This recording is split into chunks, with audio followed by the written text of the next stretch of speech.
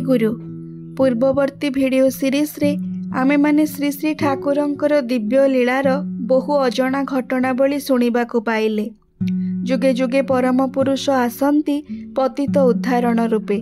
केवल से एका आसंतीनि सांगरे नेई आसंती सेही परमा प्रकृतिंकु, जहांकर समन्वय रे तांकरी नरलीलाटिकु से सार्थक करि तोलंती। वर्तमान जुगरे मध्य तांकरी भगवत ब्राह्मीतनकु आश्रय करी छुटी आसिछंती बहु आरती अर्थाती जिज्ञासु एवं ज्ञानी। परम प्रेममय श्री श्री ठाकुर अनुकूल चंद्र मनीषर मुखरे अन्न देई जेपरी सेमानंकर चिरंतन क्षुधार निवृत्ति करिथिले, आज कोटि कोटि मनीष सेही प्रसादरे सेमानंकर क्षुधा निवारण करुछंती। सेपरी से मिटाई देइछंती केवल पेटर क्षुधा ही नुह, आत्मार क्षुधा मध्य। सेहीपरि सरसीबाला देवींकु से तांकरी घरणी करी आनिथिले प्रतिटी नारीर आदर्श स्वरूपिणी कल्याणमयी मातृ रूपरे। सहजरे ही जी जय करिथिले प्रत्येकंकर हृदय एवं हेले आदर्श स्त्री, आदर्श बधू, आदर्श माता। आमे माने तांको पाई आज धन्य। आज संसार सागर रे तांकरी परी नारीर आगमन न हेले आमे माने जानी मध्य पारि नथान्ते देवी रूपी नारींको।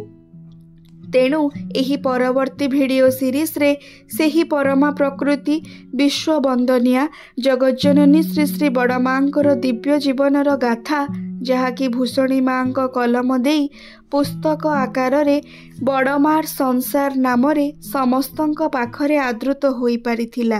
एही दुर्लभ बहिटीकु आपण मानंक सम्मुखरे तोली धरिबार एहा एक क्षुद्र प्रयास। एही भिडियो सीरीज आरंभ करिबा पूर्वरु मो जीवनर आराध्य देवता परम प्रेममय श्री श्री ठाकुरंक श्रीपाद पद्मरे एकांतिक प्रार्थना जेपरी तांकरी सहधर्मिणी जगज्जननी श्री श्री बड़मांकर सेही अमीय गाथाकू निर्भुल एवं अविकल आपण मानंक मध्यरे परिवेषण करी निजकु धन्य मने करि पारिबी। तेबे आसंतु शुणिबा एही पुस्तकर परिचिति संबंधरे। पुस्तकरे लेखिका लेखिछंती, छोट बेलरु गोटे लोक कथा मु माँ और पिउसी माँ को मुहरु बहुबार शुणिछि। संसार सुखी हुए रमणीर गुणे। ऋषि बंकिम चंद्र चट्टोपाध्याय देवी चौधुराणी उपन्यास रे लेखिछंती, मंग धरिबा जानिले नौकारे आउ भय कौन। संसार रे जदि जणे पक्का सुगृहिणी रहे तेबे ही संसार रे शांति बजाय रहे। एपरि जणे गृहिणीर अभाव रे ही घरे घरे आज शांतिर आसन टली जाउछि। श्री श्री बड़मा स्वामी को देवतार आसन रे बसाई देवता और स्वामी को एका साथे पूजा करिछंती।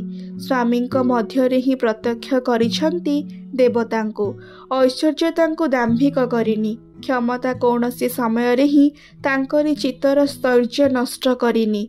स्वामी को केंद्र करी ही तांकरी मन सर्वदा ही आवर्तित होईछि। विराट व्यक्तित्वर अंतराल रे तांकरी गोटे ममता परायणा कोमल हृदय थिला। तेणु तांकरी समग्र चरित्र उपरे गोटे स्वर्गीय माधुर्य विकिरण करुथिला। निजर स्वार्थ पाई से केबे मध्य किछि व्यय करि नाहांती।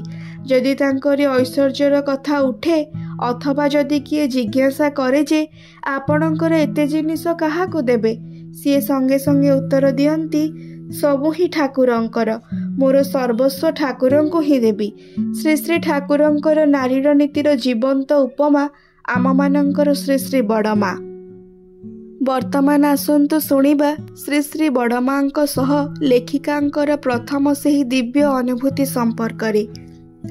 मो जीवन रे छाड़ी आसीथिबा बहु दिनर कथा।